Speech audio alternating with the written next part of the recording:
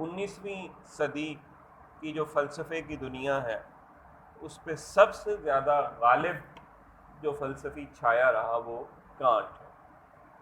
Chopin higher نے کہا تھا اس کی کریٹیک کے بارے میں، اس کا ایک کام ہے کریٹیک، تو کہتا ہے کہ جرمن لٹریچر میں کریٹیک کانٹ کی بہت اہم ایک ٹاپک ہے۔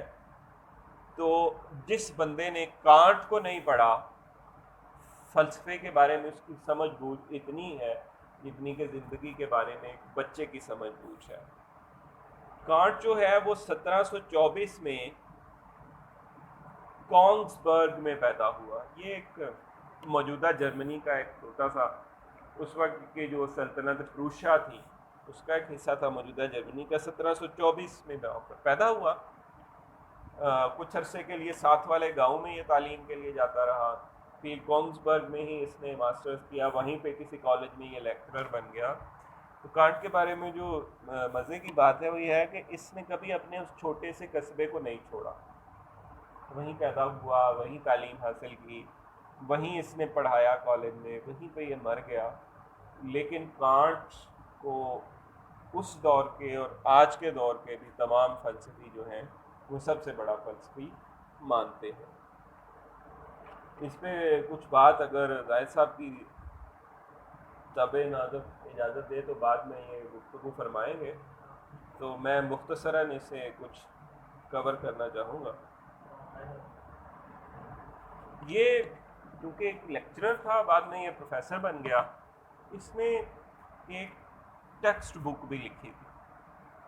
ٹیکسٹ بک آپ سب اچھی طرح سمجھتے ہیں کہ ٹیکسٹ بک کیا ہوتی ہے، جس میں اس نے پیڈاگوجی کے مختلف طریقے بتائے تھے، تدریس کے مختلف طریقے تھے، اور یہ اس سے جب پوچھا جاتا تھا کہ آپ نے یہ کتاب کیسے اتنی شاندار کتاب کیسے لکھی، تو یہ کہتا تھا کہ جی میں نے اس میں بہت ساری طریقے بتائے ہیں کہ کیسے اچھا پڑھانا چاہیے، اور پھر یہ ہنستے ہوئے کہتا تھا کہ ان میں سے کسی ایک طریقے پہ بھی میں خود عمل نہیں کرتا۔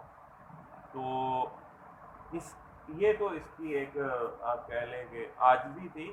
اس کے علاوہ یہ بہت اچھا ٹیچر تھا، اور اس دور کی جتنی بھی نسلیں اس سے پڑھ کے گئیں وہ اس سے بڑی متاثر تھیں۔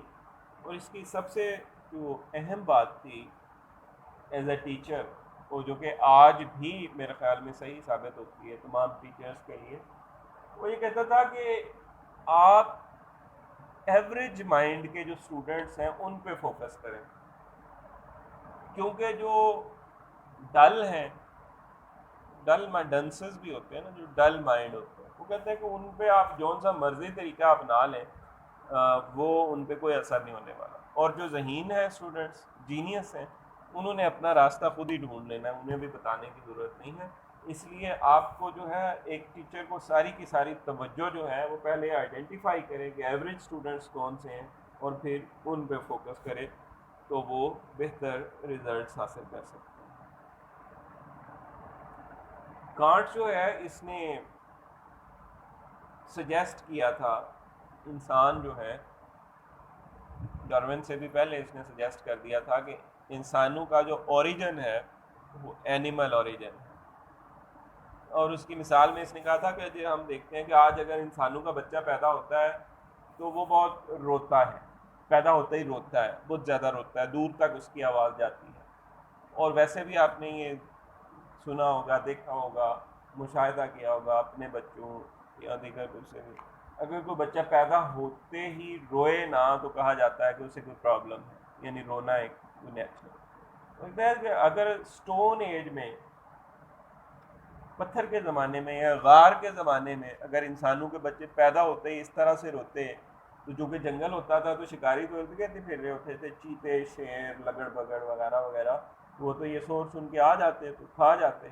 وہ کہتا ہے کہ اس سے ظاہر ہوتا ہے کہ ماضی میں انسان جو ہے وہ موجودہ شکل میں موجود نہیں تھا، بلکہ وہ اورنگ اوٹان جو کہ لنگوروں کی ایک قسم ہے، یا چمپینزی جو ہے اس کی ایک قسم ہے، اس سے وہ تعلق رکھتا تھا۔ کانٹ جو ہے وہ بہت زیادہ ریگولر قسم کا بندہ تھا، اس نے جس ٹائم پہ اٹھنا ہوتا تھا اسی ٹائم پہ اٹھتا تھا، کافی پیتا تھا، لکھتا تھا، لیکچر دیتا تھا، اور وہ واک کرتا تھا اور وہ ڈنر کرتا تھا، جس ٹائم پہ کرتا تھا اسی ٹائم پہ کرتا تھا. تو اکثر لوگ جو ہے جب وہ واک کے لیے نکلا کرتا تھا، آج بھی وہ راستہ اور وہ درخت اور ان چیزوں کو وہ کہتے ہیں کہ یہ فلاسفرز واک ہے، یعنی یہاں پہ ایک فلسفی جو ہے وہ واک کیا کرتا تھا. تو کانٹ جو ہے جب وہ سیر کے لیے نکلتا تھا تو لوگ کہتے تھے کہ دیکھیں 3:30 بج گئے ہیں، اور بعض اوقات بارش ہو رہی ہوتی تھی تو کانٹ کا جو ملازم تھا اس کے اوپر چھتری لے کے وہ پیچھے پیچھے چل رہا ہوتا تھا، لیکن کانٹ جو ہے وہ 3:30 بجے ہی واک پہ نکلا کرتا تھا. برف باری ہو رہی ہے وہ 3:30 بجے نکلا ہے، آندھی آ گئی ہے تب بھی وہ 3:30 بجے واک، یعنی اس قدر وہ ریگولر قسم کا بندہ تھا. اور وہ ہر کام کو کرنے سے پہلے بہت زیادہ سوچا کرتا تھا اور بڑی سوچ بچار کے بعد ہر قدم اٹھایا کرتا تھا. تو رائٹر کہتا ہے کہ یہی شاید ایک وجہ ہے کہ چونکہ وہ ہر کام سے پہلے بہت زیادہ سوچا کرتا تھا، اسی لیے اس نے ساری عمر شادی نہیں کی، اور جب وہ مرا تب بھی وہ کما رہا تھا. ہاں، لیکن اس کی زندگی میں سوچ کی گڈ پوائنٹ. ہاں، 2 مرتبہ ایسے مواقع آئے جب اس نے کہا کہ میں اس عورت سے شادی کر لوں. دو خواتین اس کی زندگی میں آئی، لیکن چونکہ وہ بہت زیادہ سوچا کرتا تھا تو پہلی خاتون جو اس کی زندگی میں آئی اور اس نے اس سے شادی کا فیصلہ کرنے پہ غور کرنا شروع کر دیا، اور وہ اس پہ غور کرتا رہا یہاں تک کہ اس عورت نے کسی اور سے شادی کر لی. اور دوسری مرتبہ بھی اس نے ایک عورت سے شادی کرنے کا فیصلہ کیا، اس پہ وہ غور کرتا رہا. پھر پتہ چلا کہ وہ عورت اور اس کی فیملی کسی اور ملک میں کسی اور شہر میں چلے گئے ہیں، وہ وہاں موجود ہی نہیں. کانٹ جو ہے یہ اس کا جو مین کام ہے وہ مائنڈ کے بارے میں، اور وہ یہ ہے کہ وہ کہتا ہے کہ مائنڈ کی جو ریالٹی ہے وہ حصی ادراک سے ماورا ہے، حصی ادراک سے آزاد ہے. یہ کانٹ کے بارے میں جب بھی بات ہوتی ہے، جہاں بھی بات ہوتی ہے، اس کی جو بڑی فلاسفی ہے وہ یہ ہے کہ mind is not dependent on our 5 senses. اس کے مقابلے میں جو ہمیں انگلش مٹیریلزم، جیسے کہ ہم ٹامس ہوبز کو دیکھتے ہیں یا دوسرے فلسفوں کو دیکھتے ہیں، وہ پیور مٹیریلزم کی بات کرتے ہیں. میرے خیال میں مٹیریلزم پہ ہمارے مسعود افضل صاحب بڑی اچھی گفتگو کرتے ہیں. اس میں اس کی فارمل جو سمری ہے آلموسٹ ختم ہونے والی ہے، اس پہ بعد میں ذرا پلیز مٹیریلزم پہ کچھ بات کیجیے گا. تو کانٹ صاحب جو کہتے ہیں، یہ کہتے ہیں کہ یہ مٹیریلسٹ سے تھوڑا ان کا پوائنٹ آف ویو جو ہے وہ مختلف ہے. یہ کہتے ہیں کہ ہماری جو حسیات ہیں اور ہمارا جو مائنڈ ہے، یہاں پہ بار بار میں کہہ رہا ہوں کہ مائنڈ، برین کی بات یہ نہیں کر رہا، مائنڈ کی بات کر رہا ہے کہ ہمارا جو مائنڈ ہے وہ ان سے ماورا ہے، ان سے ایک الگ قسم کی اور ان سے ایک اوپر کے لیول کی ایک چیز ہے. اب یہ کچھ یہ ایک آپ کہہ لیں کہ ہائرارکی پیش کرتا ہے شعور کی، اور وہ کہتا ہے کہ سینسیشن یا حسیات جو ہے، سینسیشن از ان آرگنائزڈ اسٹیمولس. ہم جو خوشبو محسوس کرتے ہیں، جو منظر دیکھتے ہیں، جو آوازیں سنتے ہیں، وہ کہتے ہیں کہ یہ ساری کی سینسیشن از ان آرگنائزڈ اسٹیمولس. اس کے بعد ہے ادراک، پرسیپشن از آرگنائزڈ سینسیشن. ان سینسیشنز کو جب ہم آرگنائز کرتے ہیں تو وہ پرسیپشن بن جاتا ہے. اس کے بعد پھر کنسیپشن کی باری آتی ہے. کنسیپشن از آرگنائزڈ پرسیپشن. اور اس کے بعد پھر سائنس کی بات آتی ہے کہ سائنس از آرگنائزڈ نالج. اور اس کے بعد پھر وزڈم کی باری آتی ہے کہ وزڈم از آرگنائزڈ لائف. اب یہ اس نے ایک ہائرارکی پیش کی ہے کانٹ نے. تو وہ کہتے ہیں کہ each is greater degree of order and sequence and unity.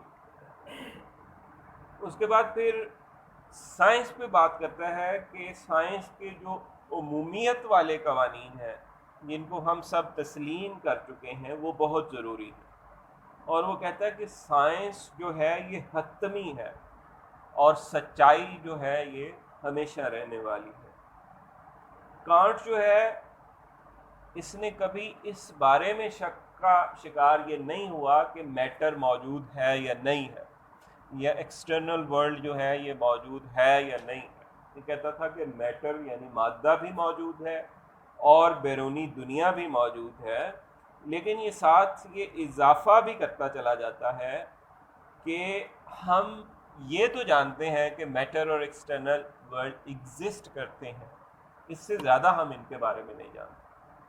ہمیں صرف اتنا بتایا ہے کہ میٹر اور ایکسٹرنل ورلڈ ایگزسٹ کرتے ہیں، لیکن اس کی نوعیت کیا ہے اس ایگزسٹنس کی، اس کے بارے میں ہم مزید یا زیادہ نہیں جانتے۔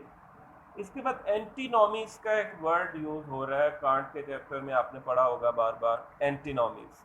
اینٹی نومیز وہ کہتا ہے کہ وہ والے معمے ہیں یا وہ والی ٹریجڈیز ہیں جو سائنس میں تب جنم لیتی ہیں جب جن کو ہم حل نہیں کر سکتے۔ مثال کے طور پر وہ کہتا ہے کہ یہ کائنات جو ہے یہ محدود ہے یا لامحدود۔ اب اس کو کانٹ نے تب کہا تھا کہ ہم اس معمے کو حل نہیں کر سکتے۔ آج کی سائنس کہاں پہ کھڑی ہے؟ ڈاکٹر نیل ڈی گراس ٹائسن فزکس کے ایک بہت بڑے پروفیسر ہیں، رائٹر بھی ہیں، ان کا میں ایک لیکچر سن رہا تھا۔ وہ کہتے ہیں کہ جی کائنات، موجودہ جو کائنات ہے اس کو ہم جو ہے وہ اتنے بلین نوری سال تک دیکھ چکے ہیں، یعنی موجودہ سائنس کے مطابق فار ایگزامپل 14 بلین نوری سال تک اس کی باؤنڈری ہے۔ لیکن ڈاکٹر نیل ڈی گراس ٹائسن کہتے ہیں کہ اس کا مطلب یہ نہیں ہے کہ موجودہ سائنس نے یہ مان لیا ہے کہ اس کی 14 بلین نوری سال پہ باؤنڈری ہے۔ ہو سکتا ہے کہ ہم 14 بلین نوری سال کی اس باؤنڈری پہ پہنچیں تو ہمیں وہاں جا کے پتہ چلے کہ کائنات کئی بلین نوری سال اور آگے ہے۔ تو کانٹ نے بھی یہی کہا تھا کہ اینٹی نومیز کچھ ایسے معمے ہیں جہاں پہ سائنس بھی آگے کام کرنا چھوڑ دیتی ہے، جن کو سائنس بھی حل نہیں کر سکتی۔ اس کے علاوہ ایک اور بات کرتا ہے، وہ خدا کے بارے میں ہے۔ 2-3 پوائنٹس رہ گئے ہیں، اس کے بعد یہ سمری ختم ہو جائے گی۔ تو یہ بڑی اہم پوائنٹ ہے، اس پہ ذرا I want you to focus your attention کہ سائنس جو ہے وہ ساری کی ساری کاز اینڈ ایفیکٹ پہ مشتمل ہے۔ یعنی سائنس کہتی ہے کہ ہر جو ایفیکٹ ہو رہا ہے، یہ پنکھا چل رہا ہے تو اس کے پیچھے بجلی کی طاقت ہے، اور اگر یہ بلب میں روشنی ہو رہی ہے تو ان الیکٹرانس کی ایکسائٹمنٹ ہے جو کرنٹ کی وجہ سے ہے، اور اس سے جو حرارت اور روشنی نکل رہی ہے، فوٹونز نکل رہے ہیں، اس کی وجہ سے روشنی ہو رہی ہے۔ یعنی ہر ایفیکٹ کا ایک کاز ہے، کاز اینڈ ایفیکٹ پہ یہ والی جو دنیا چل رہی ہے۔ اور پھر کائنات کیسے بنی، کیسے چلی، تو ہم ہر کاز، ہر ایفیکٹ کا ایک کاز پیچھے ہم چلتے چلے جاتے ہیں۔ تو وہ کہتا ہے کہ ہر ایفیکٹ کا ایک کاز ہے، تو یقیناً کائنات کی جب ابتدا ہوئی ہوگی تو اس کا بھی ایک کاز ہوگا، اور وہ والا کاز جو ہے وہ خدا ہے۔ یہاں تک کانٹ بات کرتا ہے۔ پھر وہ اس سے آگے بات ایک اور کرتا ہے، وہ کہتا ہے کہ اگر ایک کاز، ہر ایونٹ کا کوئی نہ کوئی کاز ہے، اور اس سب کا کاز جو ہے وہ خدا ہے، اور اگر ہم کہیں کہ ہر ایونٹ کا کوئی کاز نہیں ہے تو یہ ایک بڑی انکنسیویبل بات ہوگی، یہ ادراک سے ایک ماورا بات ہوگی۔ لیکن وہ کہتا ہے کہ جو فرسٹ کاز ہے، جس نے یہ سارے کاز کی چین کو شروع کیا ہے، اور جب ہم کہتے ہیں کہ فرسٹ کاز کا کوئی کاز نہیں ہے تو یہ بڑی ایک ادراک سے ماورا بات ہو جاتی ہے، یہ بڑی ایک انکنسیویبل بات ہو جاتی ہے کہ وہ لاجک جس پہ ہم نے یہ سارا آرگومنٹ بلڈ کیا، اس کو جا کے ہم اینڈ میں ڈینائی کر رہے ہیں۔ اور کانٹ جو ہے، وولٹیئر جو ہے وہ خدا کے وجود کا قائل تھا۔ کانٹ جو ہے وہ کانٹ کہتا ہے کہ اگرچہ خدا کے وجود کے ثبوت پہ باتیں ہو سکتی ہیں، لیکن وہ کہتا ہے کہ خدا کے وجود کا جو ثبوت ہے وہ انسفیشینٹ ہے، اس میں بہت سارے گیپس ہیں، اس پہ وہ تھوڑی سی بات. وہ کہتا ہے کہ جو لوگ کہتے ہیں کہ آپ کائنات کو دیکھیں اس میں ہر طرف بیوٹی ہے، خوبصورتی ہے. وہ کہتے ہیں کہ خوبصورتی کیا ہے؟ خوبصورتی سیمیٹری کا نام ہے. خوبصورتی جو ہے وہ ایک ترتیب کا نام ہے، ہر شے کی ایک ترتیب ہے. تو وہ کہتے ہیں کہ لا محالہ اس خوبصورتی اور اس ترتیب کے پیچھے کوئی نہ کوئی انٹیلیجنٹ کریٹر ہے، اس نے یہ دنیا کریٹ کی ہے.